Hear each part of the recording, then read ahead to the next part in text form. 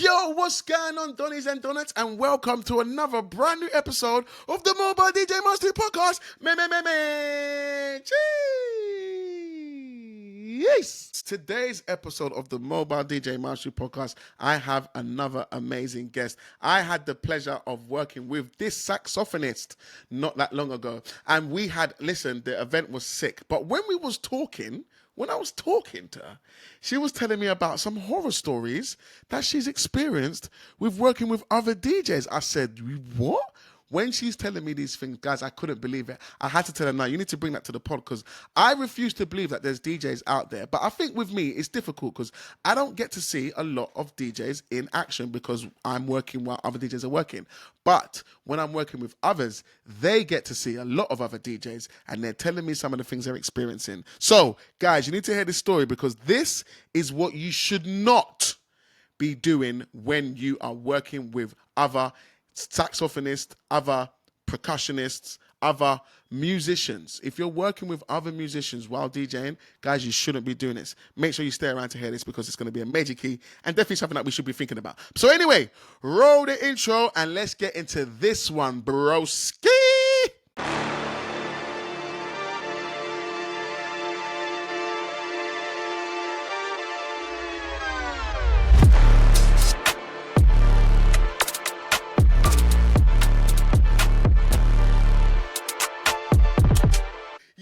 What's going on, Amber Sax? We got you live on the podcast. How are you, Amber? How are you doing today? I'm good. I'm good, thanks. Are you?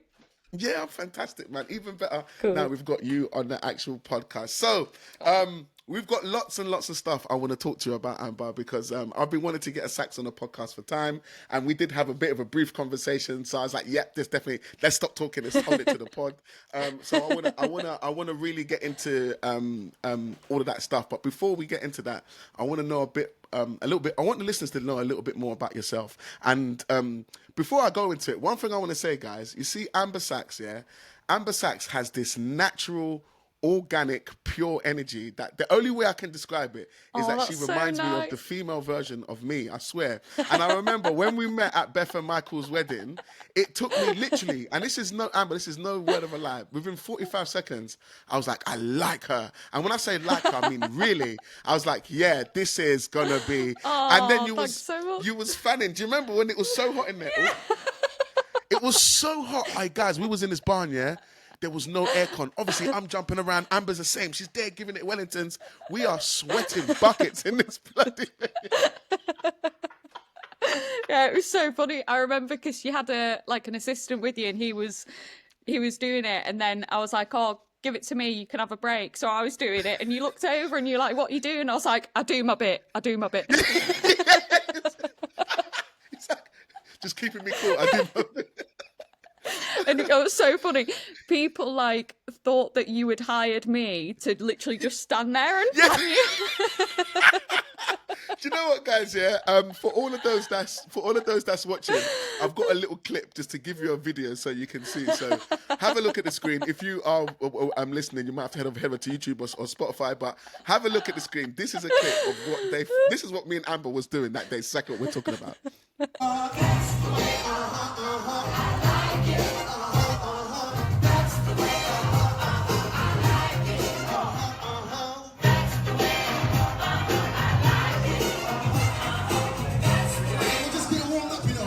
So as you guys can see, Amber is way more than just a saxophone player. She is a team member and she helps when she needs to. She does her bit, and she says, I do my bit. I do my bit. All right, Amber. So, question. Let's start this. I'm actually intrigued to hear this as well because I've been combing you, Amber. I've been doing some research on you and I found out a few things. Oh, really? Future and part. Yes. We're going to get into it. And I like the fact that you don't know the question, so we're going to just get into it. So first of all, Amber, I would like you to talk to, say that again? I'm nervous. Good. I've dug dirt up now, I'm joking. Yeah.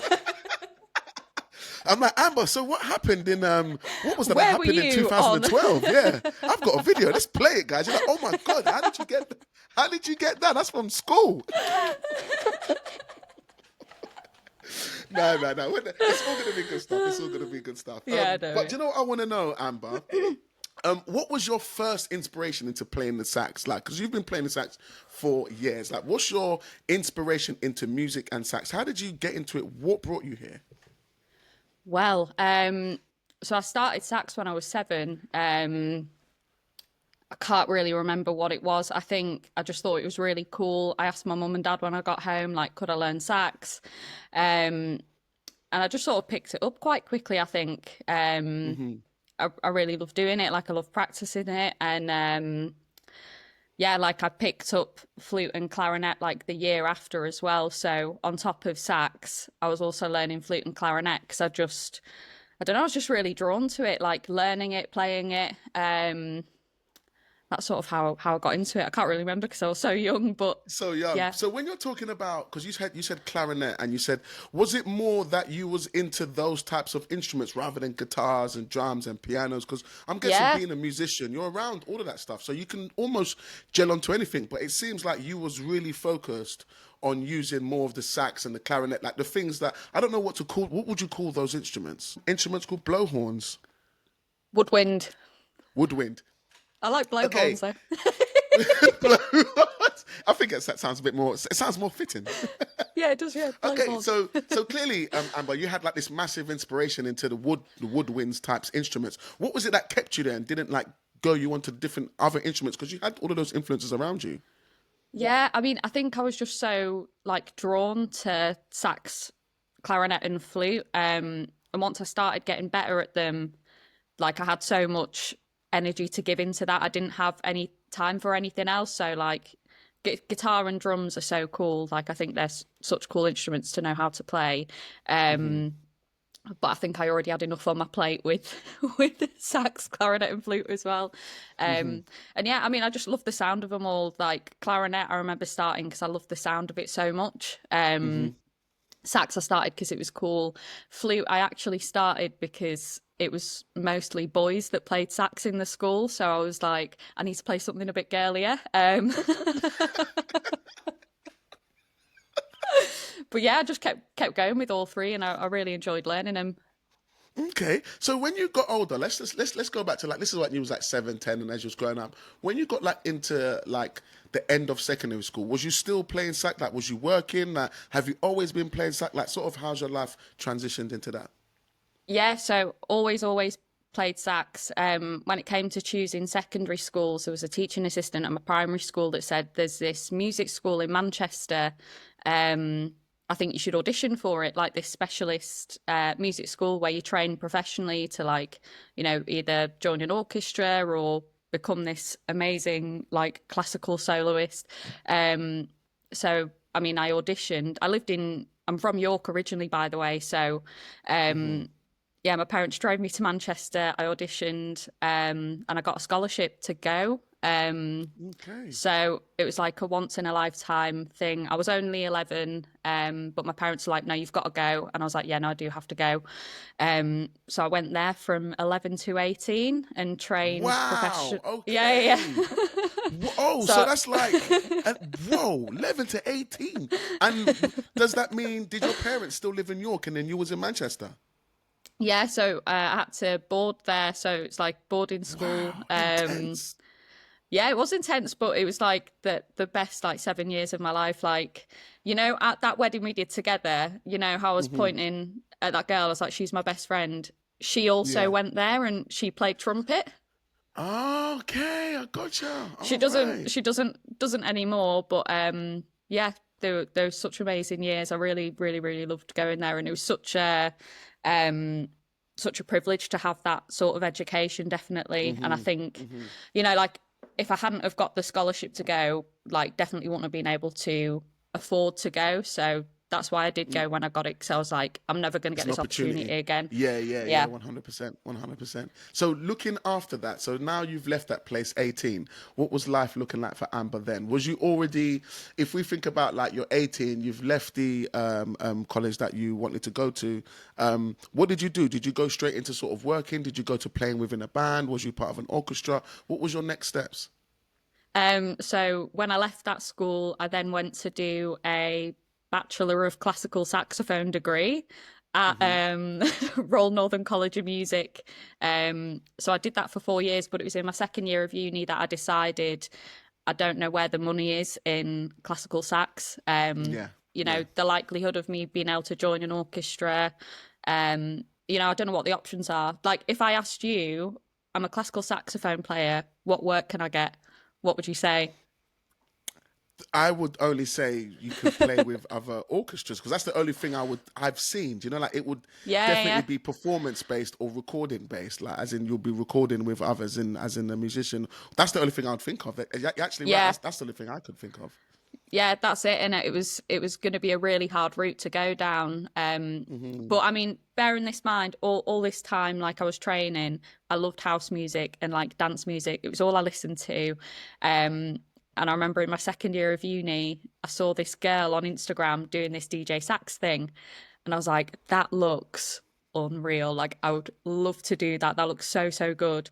And it just so happened that there was this like sax concert on or something, and I saw her, like stood with her boyfriend. She was at the same event, and all my Yeah. friends were like, "Go talk to her, go talk to her." And I was like, "Oh, like, I don't know what to say. What do I say?" And they're like, just go introduce yourself." Yeah. So I went over. I was like, "Hi, like my name's Amber. I'd love to do like this DJ sax thing. I've done maybe a couple of gigs, you know, just in bars and stuff." And she was like, "Oh, amazing. Yeah, like, do you want some gigs?" I was like, "Yes, I would love some gigs." So literally just like that, I just started going out on like gigs and stuff, and then How old is you at working this time, Amber? 19. Okay. Wow. Fresh out the door. Okay. Brilliant. That's fantastic. Fresh as a daisy. Fresh So as been a downhill, daisy. been downhill since there, but I'm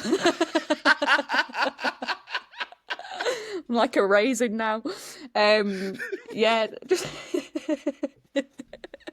just started doing that. Worked for a lot of agents and stuff, and then I went into weddings a couple of years ago. So yeah, now you're in that's now my you're in life the wedding story. world, and now it's Amber Sachs. And has it always been Amber Sachs, or was it just Amber? And then obviously, has it always been from like when you was inside the college, or when did that brand come alive? Oof. It's hard to say because I think when I first started, I was working with so many different agents, so I didn't really know what like my brand was. Because you Your know, when personal you're going brand, out, yeah. yeah, when you're going out for other people and you're being told what to wear for this and like what to wear for this, it's like I don't really know what I want or what I look like as like a business. So yeah, I think that came in a couple of years ago. I think I had a video that did really well on TikTok, and I was like, right, this is my confidence boost now to do it by myself and just go for it myself. So yeah, a And if couple of it years, I and think. and if you say now, are you still by yourself now, as in that you go out and work just comes to you now, or do you find yourself still doing that and also taking agency stuff as well?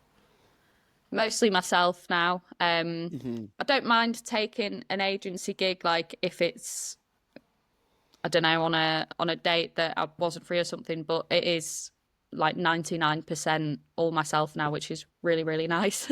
Really, really good. But it takes time to Yeah. get there, Amber. Would you agree? Like, it's not something that just happens Yeah. overnight. Because there's a lot of people that want to just be solo, and this is the thing where I bang on so much about social media, and like you have to have a presence for you to be. Because if you want people to book you, they need to be able to find you. And some people Yeah. they want bookers, like, oh, I want bookers, but no one can see you. And if no one can see you, that's going to be impossible. So I want you to like sort of see.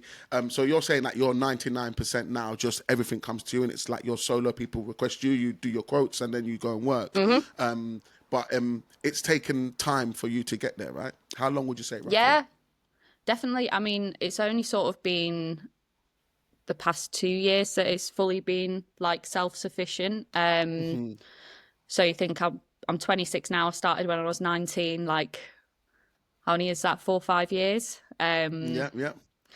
Yeah, it takes time just building your Takes presence on time. social media and yeah, building your brand and everything. So yeah, it doesn't happen overnight. Doesn't happen overnight, guy. That's why I keep saying to you, Just keep going, and there'll be times when you think, oh, this ain't working, and sometimes you're 2 posts away from getting your first inquiry. And if you say to yourself, I've posted 2 times in the last 3 months, it's not working. Those people are here all the time. They get on my nerves, and I tell them, like, post more. You got to post more. You've got to post. You've got to keep posting. Got to keep doing it. I mean, on TikTok, I maybe posted like 60, 70 videos before one went viral. Do you know what I mean? Like, you've just got to have. You've just got to keep posting them. Yeah, 100%, 100%. Yeah. Love that. And it's funny that you did mention, because I did see that you was in the Royal National College of Music, and that's where you got your degree. 12 years you was in that place. So comparing that to the college that you went to, which one was a better experience? Which one did you think you picked up more from? Definitely Chet. So I went to Cheetham School of Music 11 to 18, and then Royal Northern 18 to 22. Okay. I think I picked up the most, like, technically from Cheetham's. But RNCM, obviously, I think as you get older, naturally, you do start thinking about money and how you're going to pay your bills. So yeah, like a business instead of like education. Yeah. So I definitely picked up more like business wise at RNCM, but technically, like as a player, picked up a lot more from Cheetham School of Music. Okay, nice. So guys, as you can hear, when it comes to saxophone, education is key. I think in any type of performance, whatever it is that you do, education in some way, it's only going to help you.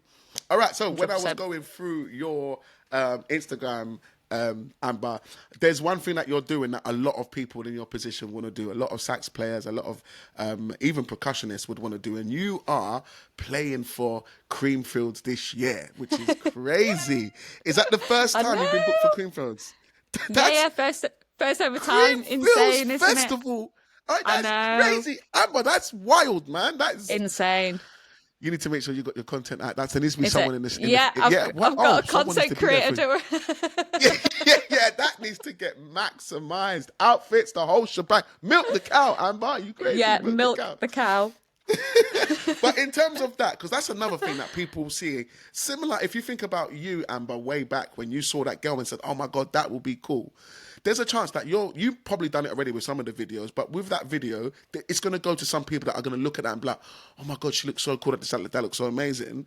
And I want you to think about yourself way back and talk to yourself now, as in, how does someone get that? Think of Amber when she was 19. She's seeing Amber Creamfields. I'm thinking, oh my God, like this would be a dream of mine.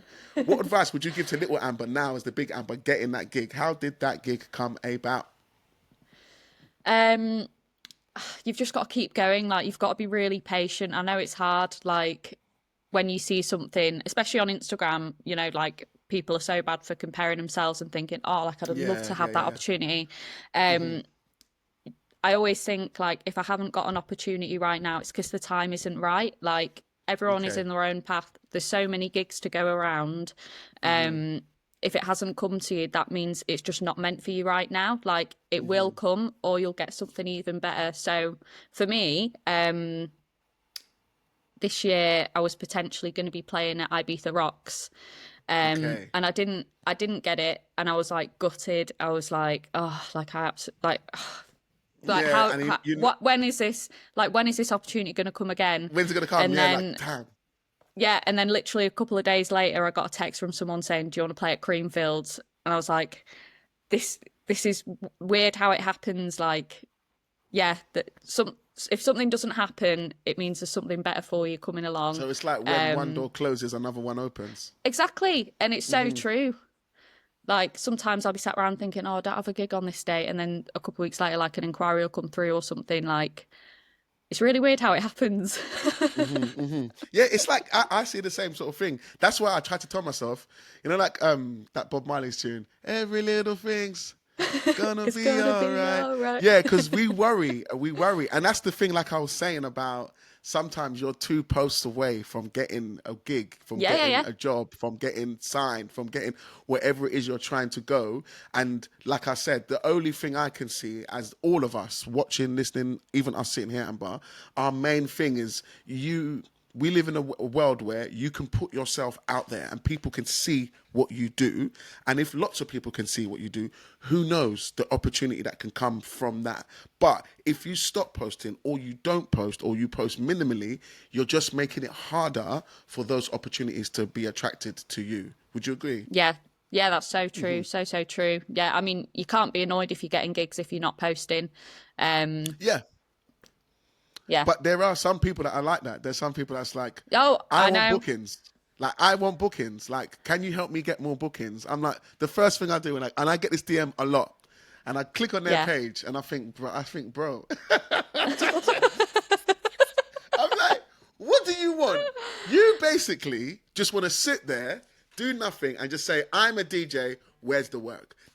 Yeah. And I'm like, mate, that's not gonna. And it probably be the same. There'll be a couple sax players like, okay, Yeah. I've gone to university, I've learned, classical sax. Where's the work? And it's like, well, no one even knows who you are. There might be Yeah. someone else who hasn't 100%.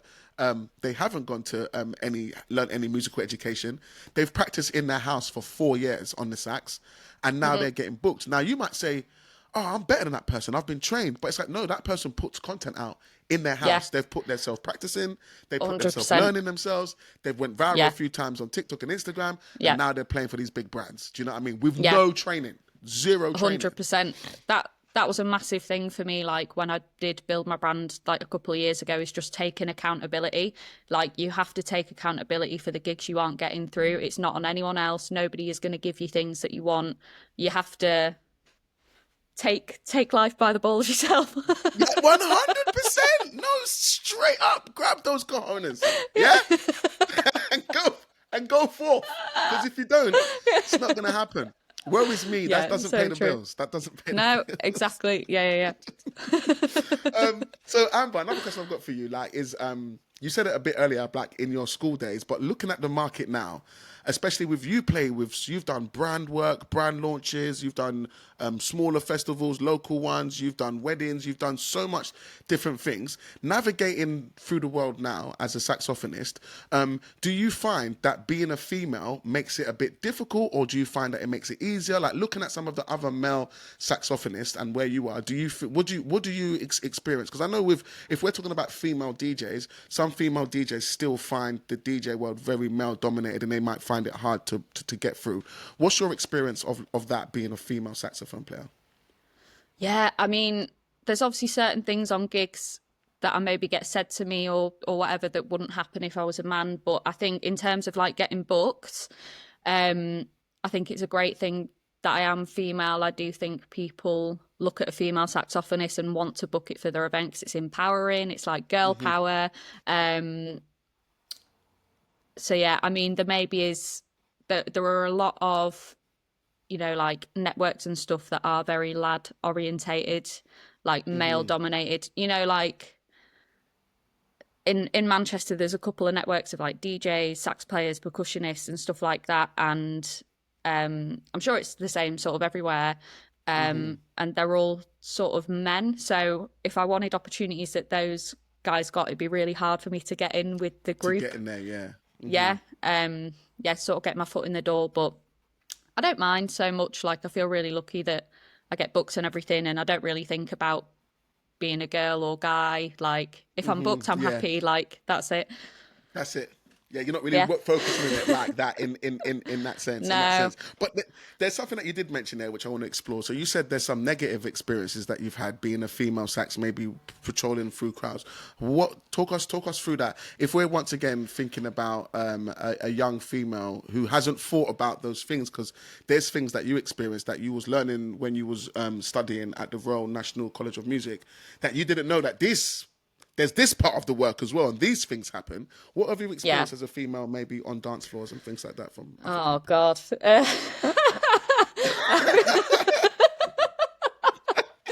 God, I need to know. I need to know. I've been groped, like I've been followed back to my car. What? Followed back to your car? Yeah, I mean, there was that happened a couple of years ago, but last year I think I did a wedding, and basically these two guys were, when people have just had too much to drink and they're like absolutely off their face, they're literally like stood like in front of me playing like this, like, do Oh you know God. what I mean? And Oh I was like, man. Yeah. so the venue staff really kindly actually said, like, don't walk back to your car by yourself, like, we'll walk you. So the venue staff, Wow. like, two of them had to walk me back to my car last year, which I was like, this is just, yeah. Yeah, Jeez. just generally people being quite weird and Yeah. yeah, I don't physically, like, if it's a guy that's like 6 foot, I do get a bit scared because obviously, like, I can't physically Yeah. There's what can I do? out punch him or Yeah. Of anything. course. Yeah. Out punch them. And the there with the sax. Out punch Have him. that. Boom. Yeah. What do you want? Yeah, have one of these. Boom. Oh damn! Now I need a But new sax. You've deaded my sax. Dong dong dong. but but yeah, like if it's someone a bit smaller and like I'm physically weighing up, I'm like, yeah, I could, like, I was like, you know what? You see, I can have you. Maybe not your mate, but you, yeah, I will I'll have you. smash you up in the car park. You follow me, I will smash you up. You are You're done. little dweeb. Yeah. Oh my god. So Oh yeah, I man, mean, just that's stuff like crazy that. though. Mm. Yeah, I mean, my fiance Graham, he's great because like every single gig, he always waits until like I'm in the car. Like he'll wait up, bless him, until like 12:30, 1 in the morning. Always rings me. It's always like, "Are you in the car safe?" I'm like, "Yep, all good. Driving home now." So that's really nice as well to have. Yeah. Go on, Yeah, Graham. My kind of guy. My kind of guy. It's yeah. mad because He's it's a like you good egg. girls need. Huh? He's a good egg. He's a good egg. Of course. Of course. It's 100%. It's like you need a bloody pepper spray or something out these days. You know what I mean? Just to I make sure know. you're Well, safe. it's not legal here, otherwise I Yeah, would. I know. I feel like in some scenarios it should be. Obviously, I think the reason why, because there is some women that will just abuse that. They'll just abuse that. Go Yeah, to yeah, their ex's house, spray it in his face, and they'll be like, "He attacked me." They're like, "You came to my house and you sprayed me. What do you yeah. Off to mean?" He attacked me, Tesco so for I your had weekly shop. to. Yeah, just have that. Oh my god, you hit me! You're like, no, you I never. wanted You those just. eggs. Oh man. But now that is something for solo female performers to just kind of be mindful of. Do you know what I mean? Because like you can get Yeah. into a world, especially with the work that we do. A lot of it's evolved around nightlife. And another thing, Sally, is that we're solo entrepreneurs, so we move around by ourselves. And in your Yeah. mind, because like, most of us are okay and normal, you're just thinking, yep, go and do the gig, go home, it's going to be great, get as much work as you can. But then you're not thinking about, some places might be dangerous than others and some bookings might be more dangerous than others. That's why I think with some of your work, when you're on stages and when when people can't physically touch you, that makes it a much more of a Yeah. safer environment with like lots of, roadies and, like it's a big production. Like I'm sure Creamfields won't have any of those type of things. But then when we're talking about like weddings or like more smaller events, which you might, in your mind, you're like, oh, it's a wedding, it'll be fine. Nah, people are drunk. And then when people are drunk, sometimes they change and, silly things can happen. So it's just a good thing to Yeah. kind of point out just to be sort of mindful of, to be fair. Yeah. I mean, what do you think to that? Because I think the same, like with weddings, I think people think they can just sort of get away with whatever they want because it's like a private 100. event and they can get away with speaking to you how they want, acting how they want, getting absolutely blind drunk and just doing what they want because it's a wedding. Like, do Yes. you get that a lot? I do, and it's funny because coming from the club world, in the club world, the you could never do that to a DJ. You could never. If anyone Yeah. did anything to me in any club, even if they didn't, if I told the security to get this one out, he wouldn't even question what the Yeah. reason Yeah. is. That guy is Yeah. getting taken out of that place and thrown out, even if he's innocent. If I just say, do you know what? I don't like the way he looked at me, Barry. This guy out, and he's out. There's I don't no. don't Yeah, like your he's shoes, like, mate. You're whether off. I don't like your shit. Do you know what? Yeah, the way you're sipping that spicy margarita, I don't like it. Barry, get him out. I don't like the way he's sipping that drink. And you could do that if someone's asking for too much request. The club world, DJing is a different thing to the mobile because when you're a DJ, you're DJing underneath a brand. When you're DJing for yourself, it's just you. So there's a massive Yeah. difference. If there's people that you don't like, too much request, anything, you can tell everyone to get chucked out, and they'll be getting chucked out one by one. And so there's no disrespect because you don't have to accept it. However, Yeah. in a wedding, especially wedding venues that have no security. This is something that me and my friend was talking about the other day. Wedding venues that don't have security can be dangerous. Now, don't get me wrong. Yeah. Not all weddings, 9 out of 10 weddings don't need security, but there's that one that you can't predict. And there's times when we're at weddings and I'm like, this is going to be a rowdy night. And I can tell, I'm like, this is going to be, and I'll be like, my moving heads, instead of them being on the floor, I'm like, you know what, take those 2 moving heads out. We don't want, because someone's going to spill and break that. That's like 600 quid each one. So take them off the dance floor. I can feel what kind of night it's going to be. Put all the sounds back, because they're going to be all over the place. I can tell they're too drunk and we ain't even played the first dance. And there's a couple of guys over there I'm not sure about. Do you know what I mean? So, and if it was a club environment, that wouldn't even bother me. But where it's in the mobile world, a lot that can happen. Abuse, stuff spilt on your gear, broken things, people leaning on your stuff, things falling and breaking. That's never happened because I always put in the, the measures to make sure. But then now you're chasing clients for money, and it can be. So there is a massive difference through doing it inside a public space, like in a club environment, and then doing it personally as a business. Definitely something that people have to 100% think about, because it's wild in these streets, man. I know. All right, Amber, this brings me on to one of the main reasons why I wanted to bring you on here. So one thing I've realized is when playing with saxophonists is that I always hear when I'm working with a saxophonist, I always contact them just to kind of introduce myself, let them know who I am and things of that nature. But one thing I get from quite a few saxophonists, they seem very timid when they want to ask if they can plug into my XLRs and stuff of that nature. And then I think I asked you one time, I said, why do you ask like that? Well, of course, in my mind, of course you can plug in. I've got channels for extra players. But it seems to me saxophonists are having bad experiences with some, not all, some mobile DJs. Would you agree with that? Yeah. And would you say it's more or less like, what have you experienced, man? And please, once again, unfiltered. We don't need to mention any names, but unfiltered. No. Just say. Won't mention any names. Won't mention any names. We're not taking anyone to the cleaners. I wish we could. Some people need to be handed into the laundrette, but we're not gonna do that because people got families to feed. You're lucky. But anyway, Amber. I mean, so it's like what I normally do if I'm booked on a wedding. The client's booked a DJ that I haven't worked with before, so I'll always reach out and I'll always give them a call beforehand just to say, am I okay to plug in? Nice, like, hi, my name's Amber, nice to meet you, like, really looking forward to work with you. What do you need music-wise from me? Have you worked with sax players before? And am I okay to plug my mic into your decks? Because obviously, like, you need to do that anyway if you're not working with a DJ you haven't worked with before, just to, like, sort out the music and, like, the logistics of it and stuff. But I think it was before that gig that I had with you, a couple of weeks before, I'd rang this DJ that I hadn't worked with before, said, hi, like, my name's Amber, really nice to meet you. And you know what I'm like? I'm super polite, I'm super nice, super respectful. Amber, super respectful to everyone. Yeah. 100%. Super respectful to everyone. Like, I would never expect that or anything. Like, but yeah. Anyway, I rang, said my name was Amber, and immediately he was like really arsey. And he sort of went off on one and said that he normally charges the sax players like £100 to plug their mic in. Shut the front door. He charges £100 to plug in an XLR. To plug in an XLR. And then he was also like, look, I run all of these like venues. I provide all these DJs for these venues. He said, if I don't know you in the wedding industry, you're not worth knowing.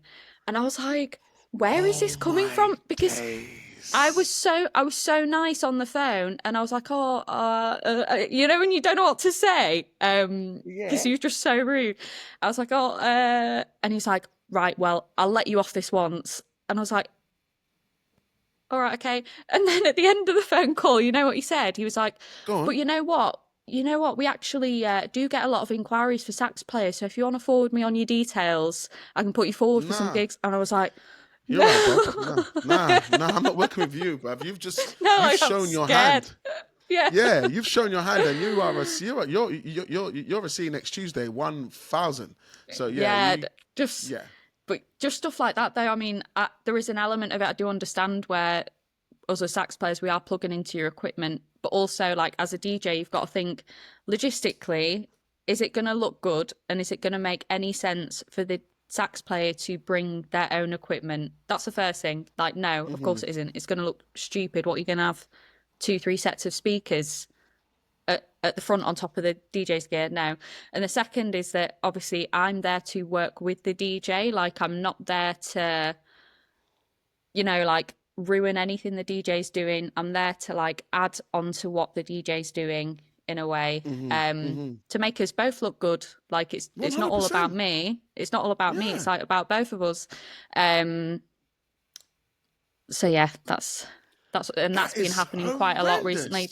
That sort of thing. DJs just not having any of it, and So then, the question I've got for you, Amber, has there been a time when you've been like where you've had to actually bring a PA? Have you actually ever had to bring a PA sound? Because that's insane. No, nearly. I had a gig. It was abroad a couple of weeks ago, actually, and the clients had to hire a whole other sound system for me because the DJ wouldn't allow me to plug in. Jesus, that is. I know. Wow. What do you think to this? Because like I can't wrap my head around it. There is a bit of it I do understand. I'm listening to this now, and I am flabbergasted. This is mobile DJ mastery. I am flabbergasted. I can't. The one where he said, oh my, like even to the point now, like actually it's probably best you don't tell me who he is because I will take him to the laundrette.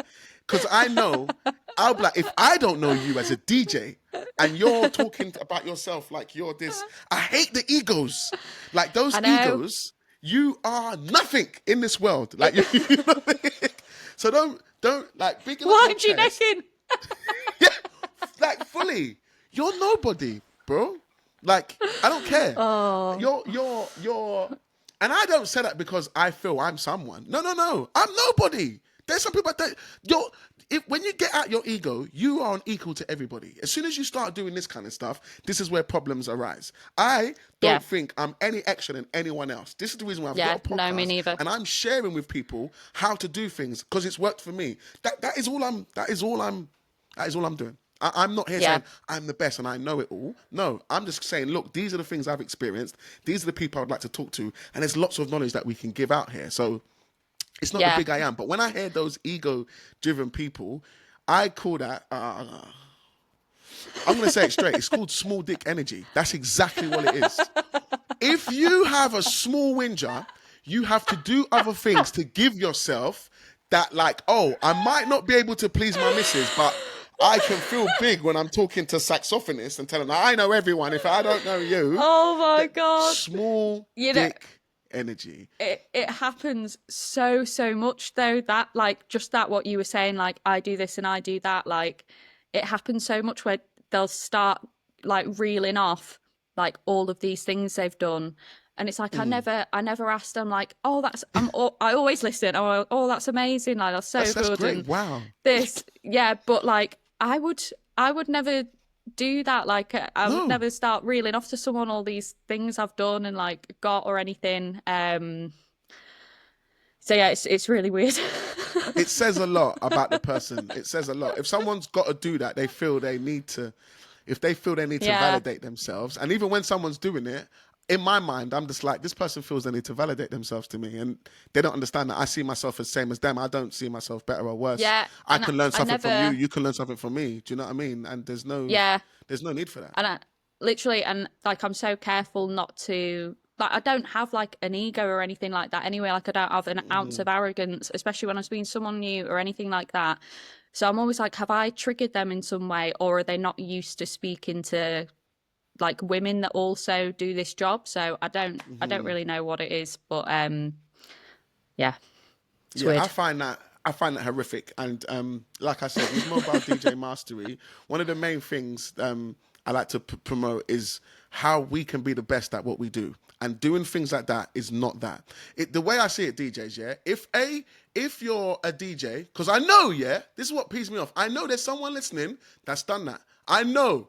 Yeah. One of you, hey, listen, I'm talking to you, you've done this before, yeah? You're a little, I'm not going to say it because I don't know who's watching, but you are a little, you can fill in the blanks, yeah? You can fill in the blanks.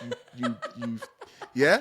And the way I see that, Amber, yeah, not every DJ, but most of us understand, especially when you're coming up, yeah, and you need help and you need assistance. There's been times I know I've done an event at a venue and I haven't got a DJ booth. I'm in my early stages. I haven't. So when I go to the venue, I need them to give me some kind of table, something to set up on. Do you mind if I borrow this table here? It's not the best shape, but it's better than nothing. And I'm thinking about the venue that would have told me no. And I'm like, but I haven't actually, I haven't, I've got the speakers, I've got everything, I've not got nothing to rest my decks on. And they're like, well, that's a you problem. I would be like, wow, okay, so you're not going to help. That's the exact same thing when a sax comes and says, can I plug in? And you say no. And the sax will look at you like, the same way you would feel as a DJ when you wanted something simple for a venue to help you with, like help you with a small table so you've got somewhere to set up your equipment. It's the exact same thing when you're a DJ and you're telling the sax, no, you can't plug into mic and you can't, and you're gonna, it's a bloody blowhorn. It's not a kick drum. It's not gonna blow your speakers. God, don't let me get mad. Hey, listen, if any DJ said that to me, I'm like, you need training in how to use an EQ mixer or how to use your bloody, man, this is a whole nother podcast. I'm getting mad even hearing it because I'm like, which DJ did that? Guys, we need to There's be. so many.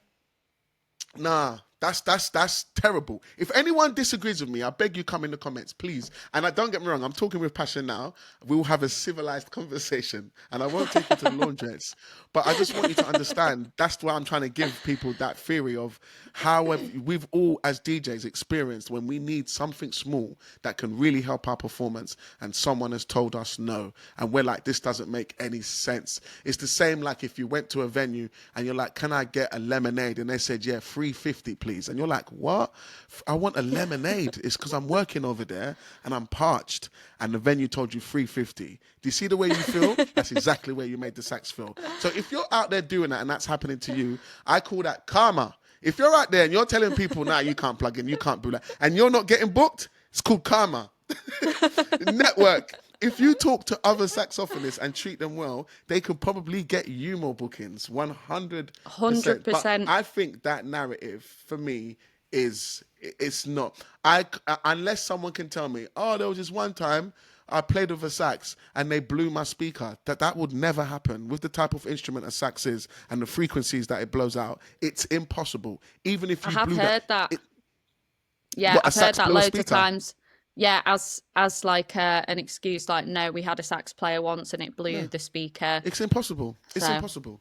There's some frequencies, nah. It's not a guitar, yep, high strung, out of, yeah, it can blow. Drums, it can blow, yep, but voice, words, sax, nah, it needs to have a lower frequency for the speaker. Anyway, I'm getting scientifical, but when the speaker vibrates, it goes left and right really quick and then comes away pop. That's what happens. Yeah. But, nah, saxophonist, that's not happening. So I think that's absolutely crazy. So we don't want to eradicate that from the DJ industry. Anyone who's listening to Mobile DJ Mastery, if you are doing that, you are not Mobile DJ Mastery. I don't know what kind of DJ you are, but that's not what's happening over here. That is not how to get to certain levels.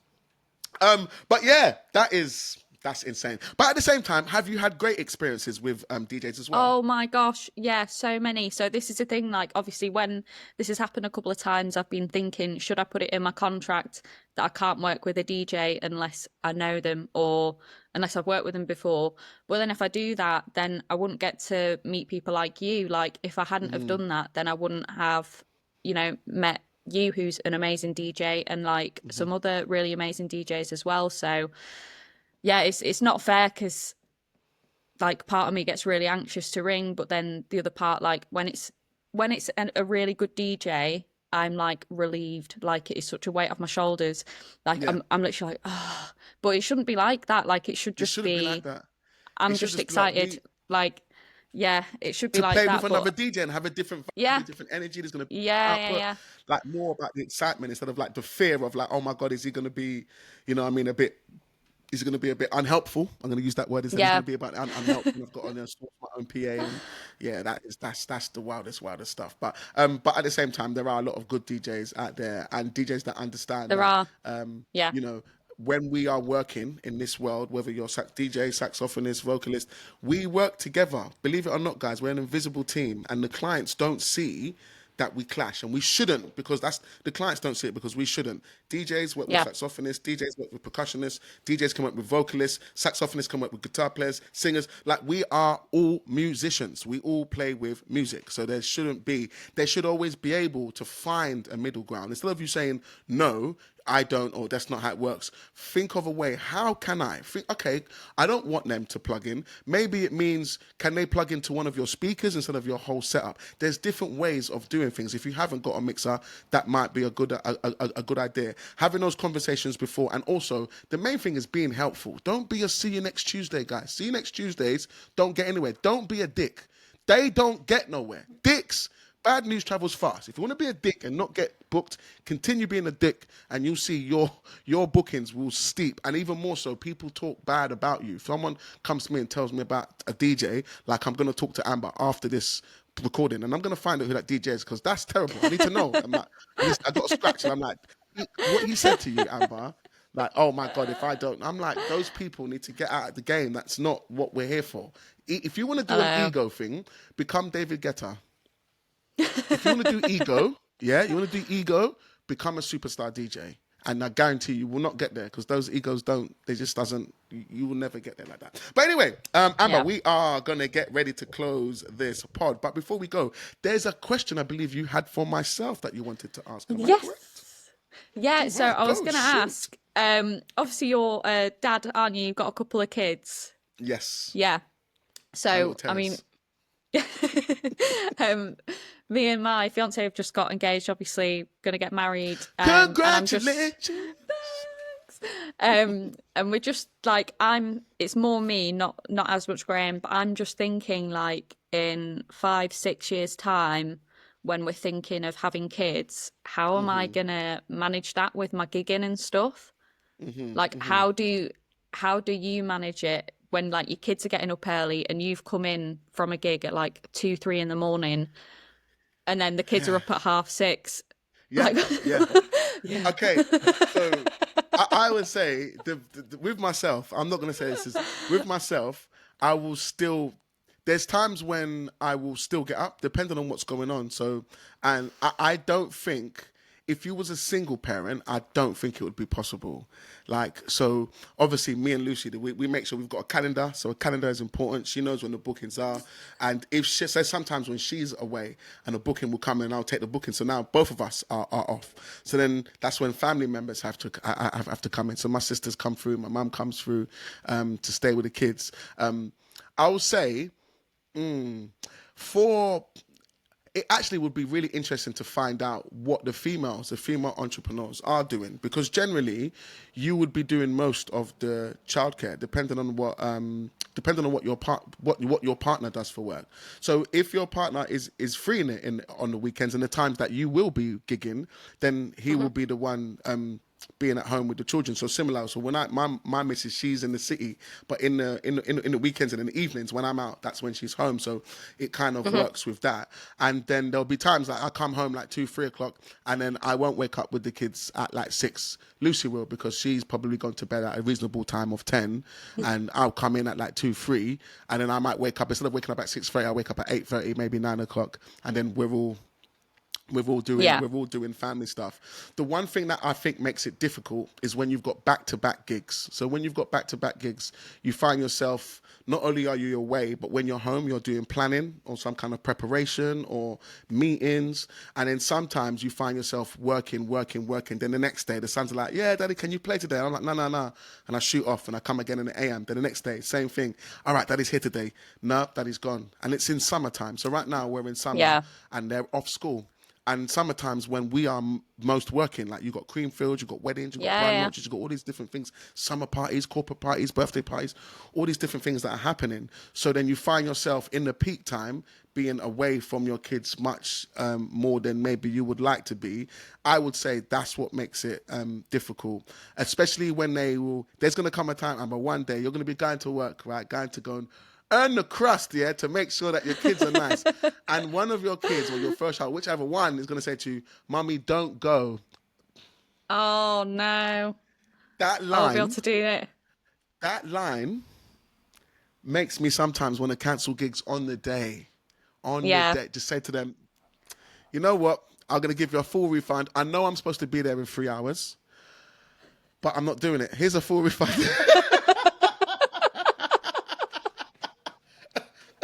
I've called one DJ. He's going to come up and do it. And obviously you can't, but it's that is like, man, Daddy, don't can we play? Or when I start playing with them, I was talking to another DJ called Tyrone about it, and he's got kids. And he was saying his strategy is he makes sure in the day before he goes, he takes them out to the park, he does something with them. He makes sure he spends time with them, immerse them. Yeah. And quality time. No phone, no, rip between, fully on giving them your time. Whatever games they want to play, whatever painting, whatever silly things they want to do, like engage with them. So then they've had your time and then you leave. My one is when I'm gigging, I gig hard, and then when I have the full day, so the following Sunday, they get 100% Sunday. One thing that works as well is that because we don't work in the week, I do the pickups. I'll do all the pickups, not all the pickups, but a lot of the pickups, a lot of the drop-offs, after school clubs. We're in the car. When we're at home, we're cooking together. Like now, I've bought my first one. He's only 4, but I've bought him a set of decks that I use as well for when I'm doing abroad that's gigs. so cute. But he's at the age where he can actually absorb. I'm like, okay, I want you to learn the business. I want to learn him from young. So he comes to the lockup with me. He's pushing around little things. He's only 4. Oh, I bet he loves he's got his little FLX4. What does that do? What does that do? And I'm like teaching him. And that, I feel like that time is full on quality as well. Do you know what I mean? And he's also learning. This is why Daddy goes away. Daddy doesn't just go away and do anything. Daddy's going away to do this. And do you want to come to the lockup? He's like, have you got the van? I'm like, yeah. He's like, yeah, get in the van. It's all high. He's like, yeah, we're going to the lockup. And I just teach him the code to get in. Like, he knows everything. And he's only young. But I think those quality times, I think are amazing as well, because with 9 to 5, depending on where you live, sometimes you might not get some of that quality time with your kids. So I think like it's got its pros and cons. Like with everything, it's got its pros and cons. But you will definitely find a way to navigate interested times. All right, that's so helpful. No problem. And when it does come, Amber, when it does happen, we'll have another podcast to find out how is it going. Oh God, I've given it up. No, I've left not my doing it anymore. So we'll find out. We'll definitely revisit that as the times go on. But Amber, man, thank you so much for joining me on today's Mobile DJ Mastery podcast. Thanks for having me. Thanks for all the information that you've done, and like your story, like it's really interesting about how much you've played. I want to find out from other saxophonists. Is there a saxophonist that hasn't learned any classical training, that hasn't been trained? Because as a DJ, you can learn from your bedroom and then start getting booked. There's no university, there's no degree, there's no diploma, there's nothing that you need to say that you can't work. But I wonder if there's anyone in the sax world that has done that and hasn't paid and hasn't learned anything, but is still getting booked. I think there's quite a few, to be fair. Not like that's just what I did, but I don't think everyone's done that. And I don't think it means you're better or worse than anyone. I think it's all experience, like just, There is one or two saxophonists. So obviously now this year I've worked with so many, and once again I'm not going to mention any names. You have to tell me afterwards. But I'm really starting to see difference in levels, and for me, there's a few touch points when it comes to saxophonists. There's the saxophonists that perform really, really well. So the performance. So if I took the sound off of a video and watched this sax player, I would say that person is wicked. Do you know what I mean? And then there's other sax performers who play. They play. So if I was watching the video and I turned the video off and listened, I'll be like, that sounds really good.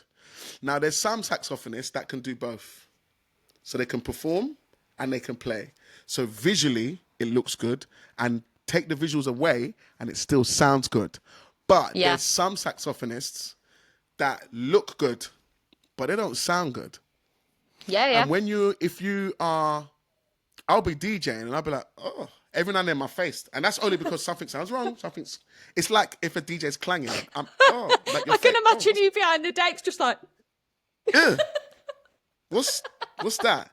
Yeah. Okay. And then I'll let it slide a bit. Like maybe it's just me. Maybe it's me. And then another thing will happen. I'm like, oh, no. That doesn't sound good. That doesn't sound good. Just turn the mic down like... Yeah. You know what? Funnily enough, I was talking to someone the other day, and he was like, "Yeah, there's sometimes some DJs just turn you down, and you're blowing. They do, I can't hear nothing. And they've turned you down, and you're like, oh, okay, the DJs turned me. Like I wouldn't. I'm like, the saxophone's been booked, the client's choice. Do you know what I mean? So the saxophone's going to be at the level that they want it to be at. I won't touch that. I won't touch that knob unless they tell me from a distance to turn it up or turn it down. But now I'm starting to see that there are some saxophonists, Amber. They're not that great. And it looks good. And it sounds okay. And if you was to record it, like I said, an audio recording and then play it back, you'll be like, that doesn't sound that good. Yeah. When you're on a dance floor, you're drinking with your mates, you might not notice. No. Yeah, it's a really like frustrating thing, I think, because the sax market now is so saturated. The average Joe, like booking for their wedding, will look at a video, and if it looks really good, they'll be like, "Yeah, I want that." Don't know how it sounds or whatever or anything like that. And some sax players that are not very good sax players at all will do so amazing, like with their careers purely based on that. Like they look good. So yeah, it's a bit annoying, but at the same time, like it's just one of those things. Like, there's nothing you can do it happens. About it. No, exactly. There's literally nothing you can do about it. And to be fair, if there's someone who's killing it and they're actually not that great, well, you got to give them something and say, well, you're doing something good, bro. Like, exactly. You might be a saxophonist playing yourself and like, look, myself, I don't think you're that great, but your 20,000 followers seem to say something different. So exactly, go for it. If you're getting booked and it's like, go for it. It's not someone I might not recommend you because I don't think that's kind of the levels. But it is what it is. But one thing I want to say is that I'm learning myself. I'm learning, what's a good sax, what's not a good sax. What is a performance? What is an overperform? Like there's a fine line. I think there's like a fine line of how to do it. And one of the reasons I brought you on, Amber, because I feel you do that very well. And this is not me blowing, putting air into your tires. Smoke, Not only not only just blowing smoke and bigging you up, but you musically sound good. I've got a video which I can even run now, and I'm playing, which is it's on Instagram. When I'm playing Mysterious Girl by Justin Timberlake. And it's a small thing, but the way you come in just before the verse comes in, you do this thing where I can't explain it. Do you know what? Let me quickly show you guys. Listen, look, just look at watch this little clip.